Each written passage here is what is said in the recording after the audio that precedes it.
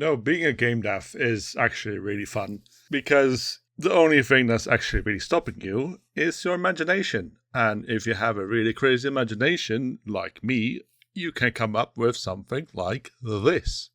This crazy thing is an amalgamation between a donkey and a duck. It's the donk. This is actually a creature that me and my partner Emma came up with like a decade ago or so, and it's stuck with us since. And I'm working on Benji and starting on the next area, and I needed to have like an obstacle, and I was thinking of a moving obstacle. And you know what? What if I make the donk as an actual obstacle? In this video, I'm going to show you how I went about making it from early concept to a fully rigged, game-ready character. So this is the first step, which is actually completely optional. It's turnaround drawings. And what this basically is you make a drawing of a character that you want to model from the front and from the side, so that you can have an easy to see reference of your character from both sides, so you can line up the 3D model with the drawings. It's an easy way for modelers to really get like an idea of the 3D space your character uses, basically.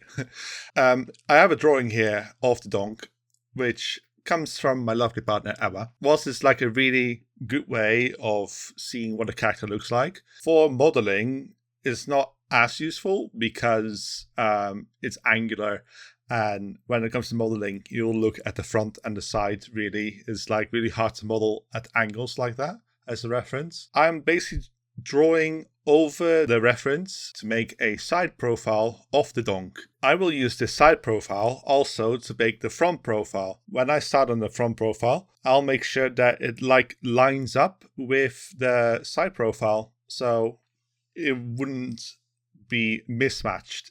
So I'm still working on the side. I'm filling in the lines a bit thicker, clear, so it's not so sketchy, so it's also still easier to see. And I am not the best artist, and I think you might be able to tell. But that's not important, actually, when you make a character, because your character is not gonna always one-to-one look exactly like what you've drawn. There will always be like little changes you make along the way, but it's just a really good way to start. So now I've got the side profile about ready, I'm going to start to try and line up the heads and the rest of the body. Whilst I'm just doing this by eye, you could use rulers or any other measurements or clipping or anything like that. Because it's such a simple character, I didn't really bother with symmetry and making perfect alignments. I do recommend you do, especially for more complex characters. When it comes to the ears, it would have been useful to make it mirrored. For this case, it's just like a general idea. It's not necessary. It would help if that helps you. But if it doesn't, yeah. For me, it's just clear enough. So just like with the side profile, I'll give the front profile extra thick lines, just so it's easier to see in Blender, which is the program I'll be using to model this in and animate this in. When I was done with the front and side turnaround drawing of the donk, I realized that the head is a bit too short. So I just quickly grabbed the bill and I moved it forward and make the lines line up. And I did the same thing for the front drawing, because I do want to keep the actual shape of the donkey heads in it. And it just makes it look more top heavy, and it's funny. Makes no sense, but it makes sense, if you know what I mean. So now that I'm finished with the turnaround drawing of the donk, I'll import it into Blender and start on the next phase, which is modeling. Put a donk on it. So now that I've opened a new Blender project, the first thing I do is I delete the default cube. This is a very important step. Next, I'll grab the turnaround drawings that I made from the donk, and I'll port them and I'll set them up with a front turnaround drawing at the back and a side drawing at the side.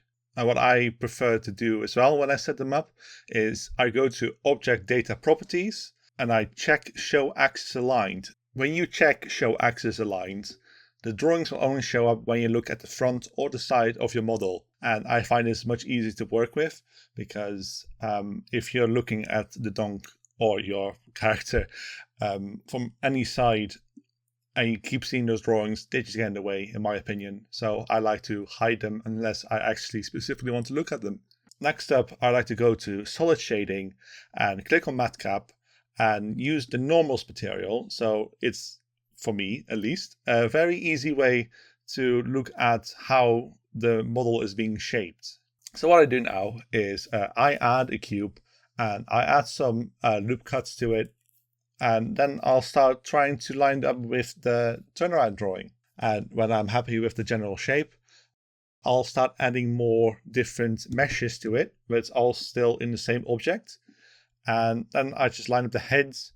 One thing I like to do is smooth vertices, which makes all the vertices line up a bit more organically, if that makes sense. So it's easier to really get like an organic shape for your character. I make sure that each shape that I add lines up well with both the side and the front turnaround drawing of the donk. And then I'll also make sure that I look at it in 3D space to see if the shape makes sense. This is why I said that the turnaround drawings aren't like super important, but it's a good way to actually get an idea of the shape. So I'm not following the turnaround drawing perfectly, but I'll try to be as accurate as I can. When it comes to body parts like the ear, I like to make a separate object that I line up perfectly with the turnaround drawings. This way you can mirror it so that it lines up perfectly and you don't have an uneven mesh, which is actually very useful when you're rigging a character, which we're going to do later. It's much easier to have vertices that are perfectly mirrored from each other. So that's how I do it like this, preferably. We're still in the block out phase, but I do like to get the shape as accurate as I can before I actually join them together. When it comes to the bill, I like to already use the shapes I've had, so I could literally grab the donk's head and stretch it and flatten it in such a way to make it look like the shape of a bill. And I use the upper bill to shape the lower bill.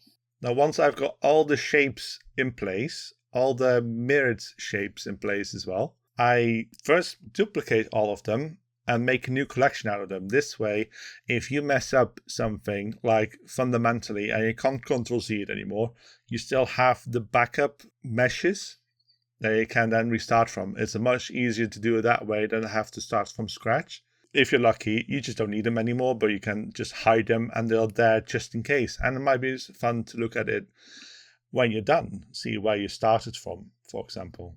Now, when I've got all the block out shapes in place, I like to put them all together into one object. Once I've done that, I'd like to take some of the faces from the head and the body, where the neck is going to be, and I delete them, and then I make new connections between them. So it's one solid shape and also still make it line up with the turnaround drawing. But no, I'm not going to add all shapes like that. They will be in the same object, but I won't have them actually attached to the shape. I find this easier to work with and animate because this way you can keep the face count, the vertices and stuff, lower than that you have to bridge them together. And now I'm happy with what the donk looks like now, I'm going to move on to the next phase, which is texturing. Put a donk on it. So now we've come to the part that I actually personally find the hardest, which is texturing. But before we can texture, we have to do something else, which is called UV wrapping, which is basically breaking a 3D model apart into 2D space so that the program knows where every part of your texture actually goes. This in itself is not too difficult. Like, you might struggle with it, but I used to struggle with it, but it became easier over time. First, I'm going to delete half of the donk after I've unified all of the shapes together and make sure that none of the modifiers are in place.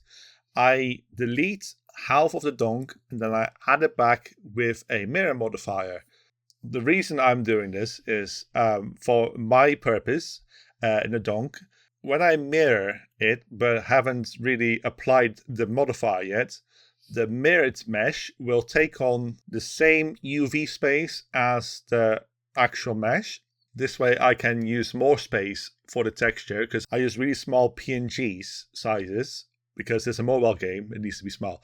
But doing it this way, I'll have more space to work with, so it doesn't look too blocky, and it will just look just a bit better this way. The only downside doing it this way is you can't make an uneven texture. The texture will always be completely mirrored, and in some cases that might not be useful, say like certain patterns on the character or your trousers or anything like that. Doing it this way, it wouldn't work. You'll have to use the UV wrapping over the entire mesh with no modifiers, no mirror modifiers, anything like that. But I know for my character, the Donck, it wouldn't really be much of an issue, so I'm doing it this way. So I'm just gonna speed through the first attempt of texturing, because it failed really badly, because I just couldn't get the look right. This is why I find texturing so hard. When it comes to stuff like this, using Blender, I'm not very experienced with actual texturing. I find it quite difficult to get like gradients and shapes and everything in there. And when I was done with this texture, I just didn't like it. I took a step back, and with some help from Emma, I actually figured out a lot more since making this video, because apparently you can use gradients when you're texturing, and I even one-upped what I found then. There is an add-on for Blender which basically works like Photoshop, like the idea of layers, and it's called Paint. I'll leave a link in the description so that you can see what's about, and maybe you'll find this useful too, because this actually blew my mind, and you'll see when I'm done with texturing that this actually really helped creating the look for the Donck. I find this a much easier workflow. I won't really make a tutorial about how to use Paint. It's actually quite easy, but there are better videos explaining this. I found that you can select faces in edit mode and then go to texturing mode, and only the faces that you've selected you will texture. And that combined with the layers is super useful. I've already had the idea that with the Donck, because it's partially a duck, you know how male and female ducks have like different colors, like the mallard has a green head. I used the idea of a mallard and made a green-headed Donck. Using Paint to make layers, it's actually really easy to add a green head. So I did. And I baked them both into separate images. And then I re-imported those images and applied them as the material to do different Donck models. So now I have a male and a female Donck. I am so glad that I found out about Paint, and I feel a lot better about texturing actually. And now that I'm actually really happy with what the Donck looks like, I can move on to the next part, which is rigging. Now I've come to the part where we will add a rig to the Donck. I call it root, and then I duplicate it to make a second root bone. I call it anim root, which stands for animation root. The reason I'm doing it this way, this is my preferred way of doing it, because it's going to be a game character, and root animation I find not very useful because my characters don't use root animation. But if I want making the character squishy a bit, if I do that on the actual root bone, that can cause issues in Unreal Engine, which I'll be importing this to. So I tend to make a second root, which I can squish. And everything is going to be attached to the anim root bone. And the anim root bone is attached to the root bone. So once the root is in place, I start building up from there with the spine and the tail. I make sure that it follows the vertices of the mesh as well, and make a really large bone for the head. From the head, I can add more bones. They don't have to be attached to the head bone. It can be further away and parented to the head bone with the offset still being kept. I can then extend the bones and make more bones to line up with the bill. When it comes to the ear, I like to make one large bone that starts from the base of the ear that goes to the very tip of the ear. And then I subdivide the bone to make about 3 bones I think that's like a nice enough way to bend the ear. I will not do the same thing on the other ear because we'll be coming back to this once we're done setting up the rest of the skeleton. For the leg bones, I like to make 2 bones, one for the upper leg and the lower leg, and then push the knee forward a bit, because this way, when you're going to animate it, it will always like bend forwards. So it's easier for bending and animating. And I do the same thing for the wings and the ear. Even though this rig is not complete at all, sometimes I do like to parent the mesh to the rig just to see how it would deform. I like to use automated weight when I parented it so that it's automatically weight painted. This will very often not be accurate, but it's just a good way to see where everything is going to go. Excuse me. I can also see that I made some mistakes when I modeled it. Some things are not really deforming properly because I haven't given it enough loop cuts and stuff. So now that I know what's going wrong, I can go on to the next phase, which is fixing some mistakes. So as expected, there were a lot of things that weren't going to properly work with this model and the rig yet. I found out that I actually completely forgot all about the leg and feet, so I remade them. I gave it some better topology so they could actually deform much better. I added more loop cuts in the foot, and when you make a loop cut like that, it will take on like the in-between shape of the edges on both sides. But I don't want to have that shape for the rest of the foot. I want to have it more straight. So I make a couple more loop cuts, and I'm pretty sure this will now give a better deformity. What I also make sure is that this foot mesh is actually a separate object so that I can mirror it and then re-add it back to the whole model after. But before I add it, I've realized that the UV map has been completely warped because I made changes in the faces of the model. So I quickly realign the UVs with the texture, and then everything will just look all fine again. And now I've done everything I want to do to fix the model, I can now go back to rigging, and I'll be adding some IK controls, which is inverse kinematics, which is a really good way to animate. So now I'm going to add an IK rig to the leg. So from the knee bone, I extrude a bone and then I move it forward and make sure that it's not parented to any bone. This bone is going to be used for the IK rig, so it knows where to bend the leg to. So when I set up an IK rig on the lower leg, having it point to the foot, if I move the foot now, all the bones will follow the foot bone and bend accordingly. What I also want to do for this rig is that I can bend the toes, which I need to do a bit more for. It looks a bit complicated and I actually struggle with it myself. I don't really quite remember how I did everything exactly. I extrude another bone from the foot. It will act like the handle on how I rotate the toes, which the IK rig will be parented to. That way I only have to move the toe to control the entire foot. So I'll end up with one bone that moves the foot and one bone that rotates the toes. And that's all I will need to animate with. Unfortunately, I lost the footage of how I made the rest of the IK constraints. And I even added different kind of constraints, which are called damped tracks, which give the donk that floppy kind of feeling. I just find it funny to do that for this donk. Because you know how chickens, for example, have that stabilizing thing in their neck, and other birds have that too. I just like to imagine that the donk is a bit smooth inside the skull. that doesn't really quite work with the donk. I've got IK rigs in the wings, and I put an IK rig in both the upper and lower bill. That way it's easy to animate those as well. I mirrored the entire skeleton, so everything that was on the left side is now also on the right side. The reason I'm doing it later is so that I can also copy over all the IK constraints and all the other constraints that I've made. That way I don't have to worry about parenting it and setting it all up. It's just easier to work that way. Now that the IK rig is fully working the way I want it to, there's only a bunch more things that I have to do, which is basically the final tweaks, and then it will be ready. So now we've gone to the final stages of making the donk. So one of the first things I like to do when I am done making the whole rig and the IK rig, I'd like to give the bones a color. That way it's just easy to see what bone is where. What I like to do for the left and right sides is I like to make the left side green, as in lime left. And then the right side will be red, because red right. It's simple alliteration just to know what's left and right.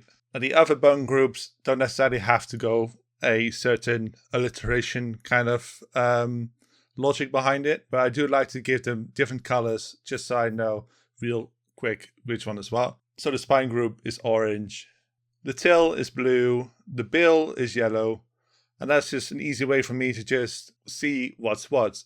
I also like to make two different bone layers, one with control bones and one with deform bones. There are some control bones that are also deform bones, which I will put in the control bones because that makes it easier for me to animate later on. Because I won't have to see all the bones when I animate. It's to make the viewport just a bit less cluttered when I'm animating. I had to make some changes in the rig because I realized that the IK rig was just offset just ever so slightly on the x-axis, so it was like minus 0.001, and that was far away enough for it to be copied when I was symmetrizing the rig. So I just had to quickly remove one group and then just make sure that everything was targeting the right bones. So even though I had a whole section about fixing a model, you'll find more things to fix. And it's not really like a special step because you just keep coming back to it every time you see a mistake, really. When I started weight painting, I realized I don't really have much control over the eyes themselves. So I thought I'll add the bone for the eyes and then symmetrize it for the other eye. I had to clean up the mesh a bit so that was actually a full eye instead of just half a hemisphere, just in case the eye gets rotated or scaled in such a way it would leave a lot of empty space, which would make no sense. I quickly tidied up the textures as well, and now I can scale the eyes if I want to. It might very well be that I'll never use it, but it's just there in case I do. It's just an extra bit of control over your character, which is always very useful. Now comes to weight painting, which can be very tricky. When I move the bones around, I see that the donk doesn't really deform the way I want to, which means that the weight painting isn't exactly right. Now, one of the big issues, for example, would be the wing. When I animate the wing, it will deform the body as well. And the same goes with the ears, and the leg deforms it too, which I don't want. An easy way to fix this is to select all the vertices of the main body in edit mode. And then you go to the vertex groups, which are named after the bones. What you can do then is select each bone group, say the wing, 1, 2, and 3 in my case, and then click on remove, which will remove all the selected vertices from that weight painted area. And that way the wing won't transform the body at all. So if you do that for all the bone groups that are affecting the main body that you don't want to affect the main body, you just click on the bone group and click on remove. And that way, most of your weight painting is already done. Now that I've removed the main body from those groups, the rest of the weight painting actually does work fine. I did have to manually weight paint the foot myself, but the good thing about weight painting with mirrored vertices is Blender knows what the mirrored bone group is, which will mirror the weight painting onto the other group as well, so you don't have to keep checking back and forth if they line up, because they will just get mirrored properly. Another thing that I noticed is that when I bend the wings, they bend in different ways, which is not something that you'd want for your model. You want the model to behave exactly the same way on both sides. That way it makes it a more reliable rig. The way I fixed this was I changed the IK poles that were on the side of the donk to the top of the donk, so they both bend that way instead. And one of the last things that I noticed is when I move the bill of the donk, the little mane on his head doesn't get deformed and will leave this weird gap between the head and the mane. So there were two ways I could fix this. I chose to weight paint the mane a bit and lower the vertices so they sink a bit more into the head without it affecting the top of the mane. And now it's behaving exactly the way I want it. The other thing I could have done is I could have changed the vertices of the mane and the head so that they are literally connected.